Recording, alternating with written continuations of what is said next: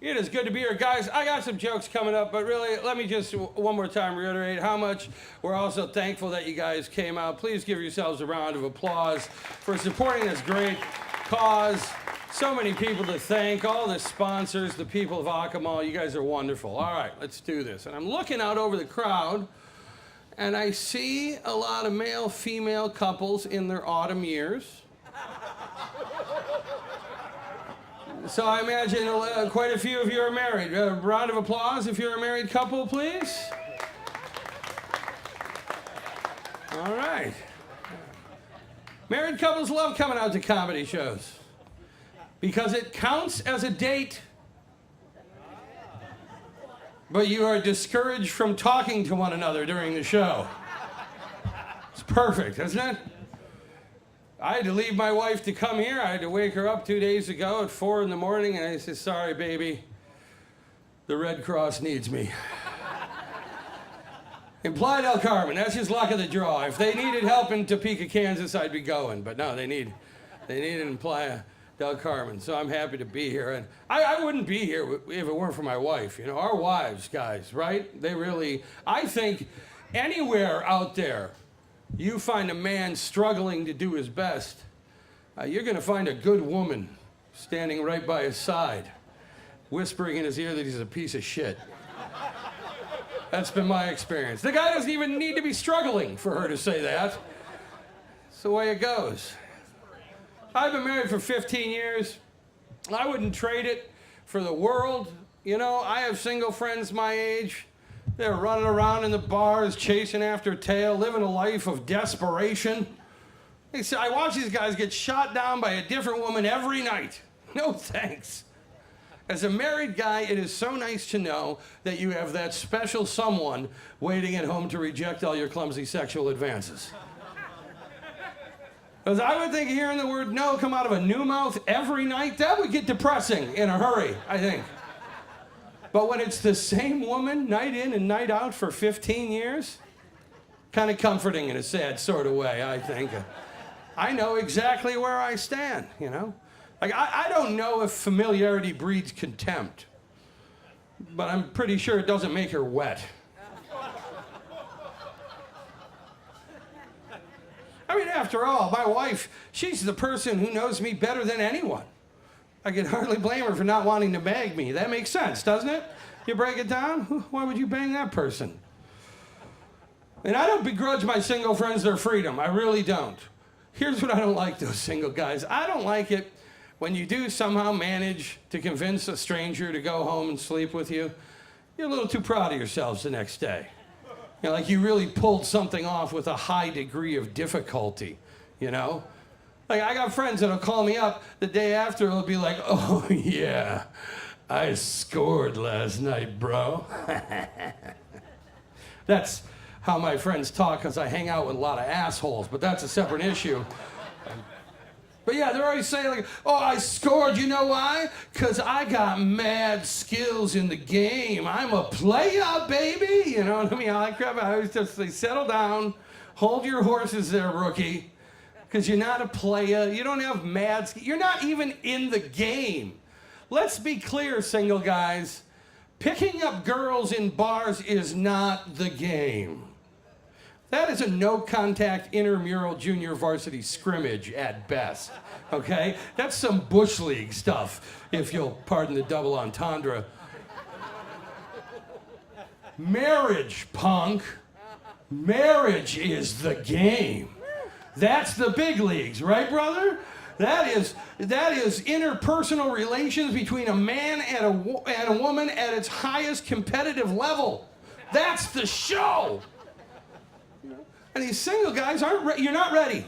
You're not ready for the big leagues if you're running around in the bars, picking up girls, patting yourself on the back for it. You're hitting the ball off the tee, guys. You're taking cuts in the batting cage, okay? Every time I want to get laid, I'm facing Roger Clemens in Game 7 of the World Series. And he's got all his stuff. You know what I mean? Stakes are a little higher for us married fellas.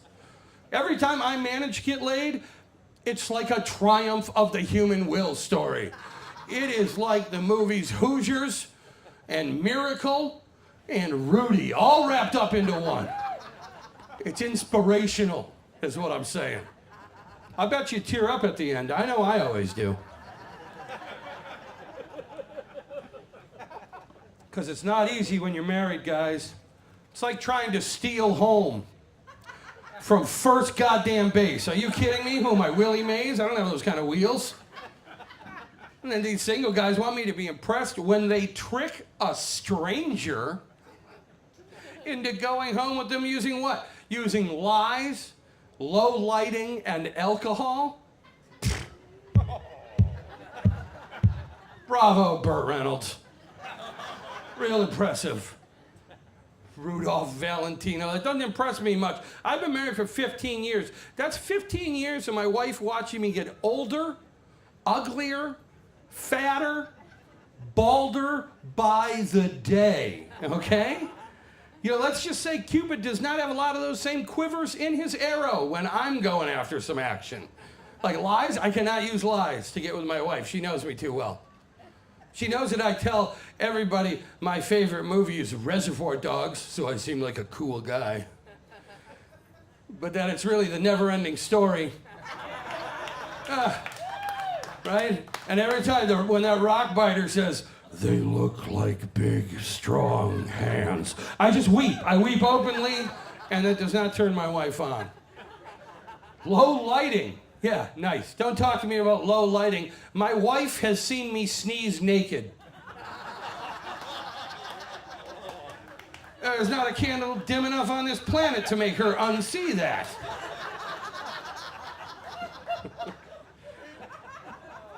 Now, alcohol I do have at my disposal, and I ply my wife with it liberally. Yeah, with my wife, it's wine. 2 bottles. 2 bottles. 1 bottle might just make her talkative. No good, not enough. 2 bottles. 1 bottle I'll nod off before she's done telling me about the freaky dream she had last night. You know what I mean? 2 bottles. I'm having a beer or 2 now tonight. I drink once in a while. I'm not a big drinker, though. I'm not one of these kinds of guys who needs to drink to have a good time, you know? I need my wife to drink so I can have a good time. Think about it. Why would your wife have sex with you? Every time she looks at you, she seems every screw up you've ever made, every wrong turn, every time you forgot something at the grocery store, every time you forgot your anniversary. How's that going to be attractive to her? You know what I mean? But still, I can talk my wife into letting me stuff due on top of her. I don't know, like quarterly? That's the game, asshole. That's the game. I got a great marriage with my wife. I really do. And I think it's because we both look at our marriage in the same way. We do not look at our marriage as a journey through life together. That's a little fruity for me and my wife, frankly. No, we look at it as a battle to the death. Winner take all. Very competitive marriage. Somebody is going to win this marriage. We both agree that a good marriage is one where you love, support, and care for your partner with everything you got, while also simultaneously trying to drive them fucking insane for the rest of their lives. Right? And so you gotta keep score. You gotta know who's winning. No point in playing the game if you don't know who's ahead. There's a bunch of ways you can do that, you know. Well, here's a for instance, guys. If you ever find yourself out at ballroom dancing lessons because your wife said, "Hey, this will be a fun thing for the 2 of us to do together," you are losing your marriage in the scoring column. She's ahead right now. Now, of course, ladies, if you ever find yourself out at ballroom dancing lessons because your husband thought it would be a fun thing for the 2 of you to do together, you are losing your marriage because you married a homosexual. Happened to Katie Holm, could happen to any of us.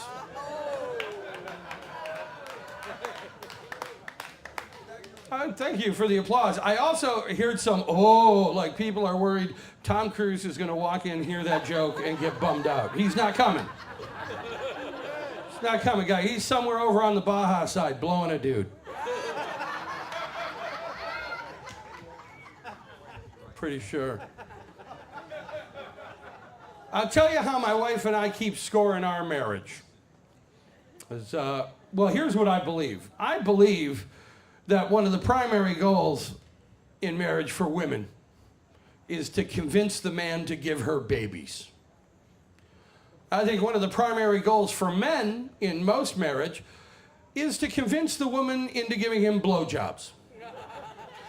Now, my wife and I have 2 children, so our marriage is locked in a dead tie.